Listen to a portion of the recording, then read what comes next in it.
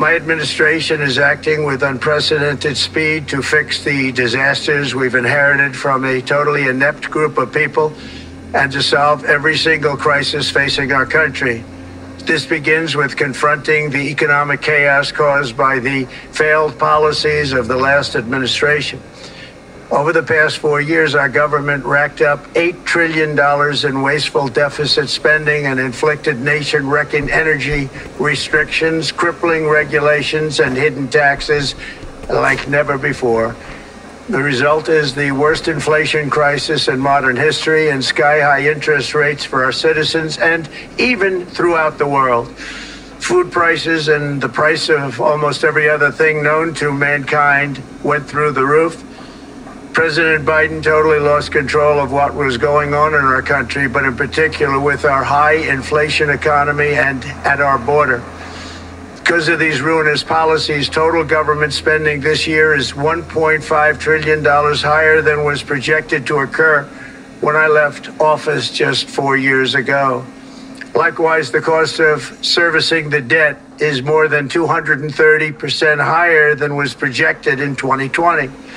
The inflation rate we are inheriting remains 50% higher than the historic target. It was the highest inflation probably in the history of our country. That's why from the moment I took office, I've taken rapid action to reverse each and every one of these radical left policies that created this calamity, in particular with immigration, crime, and inflation. On day one, I signed an executive order directing every member of my cabinet to marshal all powers at their disposal to defeat inflation and reduce the cost of daily life. I imposed a federal hiring freeze, a federal regulation freeze, a foreign aid freeze, and I created the new Department of Government Efficiency.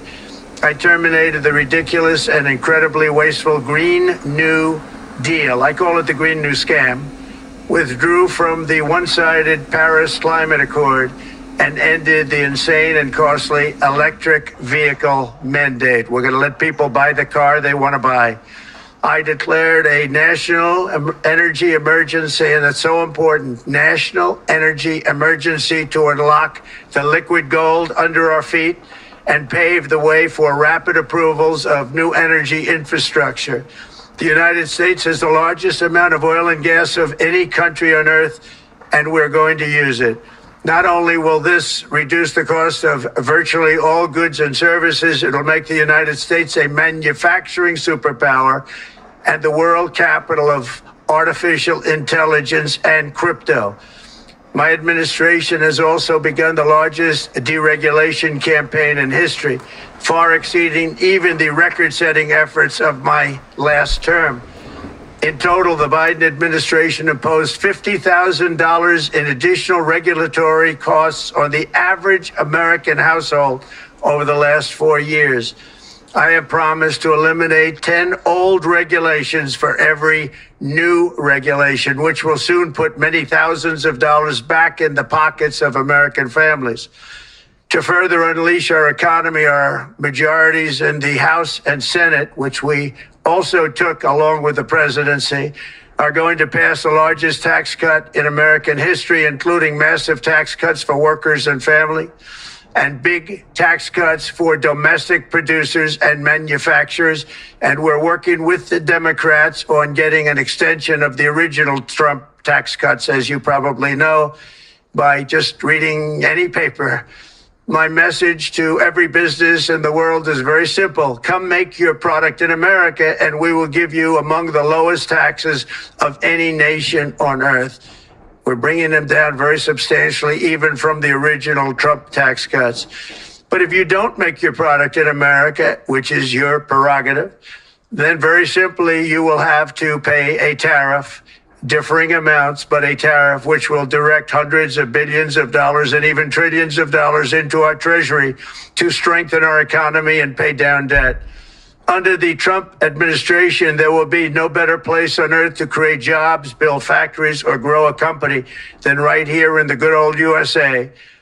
Already Americans' economic, you can see this, I think, maybe even in your in your wonderful, wonderful room that you're all gathered together, so many of my friends, but Americans, the economic confidence is soaring like we haven't seen in many, many decades, maybe not at all. Upon my election, it was just announced that small business optimism skyrocketed by 41 points in a single month. That's the highest ever. There's never been anything like that.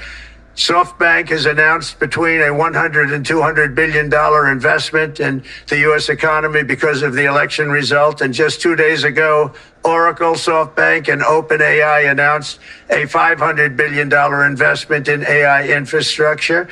Other companies likewise have announced billions and billions and billions, adding up to trillions of investment in America, in the United States. And it's also reported today in the papers that Saudi Arabia will be investing at least $600 billion in America. But I'll be asking the Crown Prince, who's a fantastic guy, to round it out to around $1 trillion. I think they'll do that because we've been very good to them. And I'm also going to ask Saudi Arabia and OPEC to bring down the cost of oil. You got to bring it down, which, frankly, I'm surprised they didn't do before the election. That didn't show a lot of love by them not doing it. I was a little surprised by that. If the price came down, the Russia-Ukraine war would end immediately. Right now, the price is high enough that that war will continue. You got to bring down the oil price. You got to end that war. They should have done it long ago. They're very responsible, actually, to a certain extent, for what's taking place. Millions of lives are being lost. With oil prices going down, I'll demand that interest rates drop immediately, and likewise, they should be dropping all over the world. Interest rates should follow us. All over, the progress that you're seeing is happening because of our historic victory in a recent presidential election, one that has become quite well known throughout the world. I think a lot of things are happening to a lot of countries. They say that there's light shining all over the world since the election, and even countries that we aren't particularly friendly with are happy because they understand what there is a future and how great the future will be. Under our leadership, America is back and open for business. And this week, I'm also taking swift action to stop the invasion at our southern border. They allowed people to come in at levels that nobody's ever seen before. It was ridiculous. I decided and declared to do, and very, very importantly, a national emergency on our border, immediately halted all entry of illegal border crossers, of which there were many, and began promptly returning the illegal trespassers back to the place from which they came. That action, as you've probably seen, has already started very strongly. I've deployed active duty U.S. military and National Guard troops to the border to assist in repelling the invasion. It was really an invasion. We will not allow our territory to be violated. After 4 long years, the United States is strong and sovereign and a beautiful nation once again. It's a strong, sovereign nation. In addition, I'm pleased to report that America is also a free nation once again. On day one, I signed an executive order to stop all government censorship. No longer will our government label the speech of our own citizens as misinformation or disinformation, which are the favorite words of censors and those who wish to stop the free exchange of ideas and, frankly, progress. We have saved free speech in America, and we've saved it strongly. With another historic executive order this week, I also ended the weaponization of law enforcement against the American people and, frankly, against politicians, and restored the fair, equal, and impartial rule of law. My administration has taken action to abolish all discriminatory diversity, equity, and inclusion nonsense. And these are policies that were absolute nonsense throughout the government and the private sector. With the recent yet somewhat unexpected great Supreme Court decision just made, America will once again become a merit-based country. You have to hear that word, merit-based country. And I've made it official, an official policy of the United States, that there are only 2 genders, male and female. And we will have no men participating in women's sports, and transgender operations, which became the rage, will occur very rarely. Finally, as we restore common sense in America, we're moving quickly to bring back strength and peace and stability abroad. I'm also going to ask all NATO nations to increase defense spending to 5% of GDP, which is what it should have been years ago. It was only at 2%, and most nations didn't pay until I came along. I insisted that they pay, and they did, because the United States was really paying the difference at that time, and it was unfair to the United States. But many, many things have been unfair for many years to the United States. Before even taking office, my team negotiated a ceasefire agreement in the Middle East, which wouldn't have happened without us, as I think most of the people in the room know. Earlier this week, the hostages began to return to their families. They are returning, and it's a beautiful sight, and they'll be coming in more and more. They started coming back on Sunday.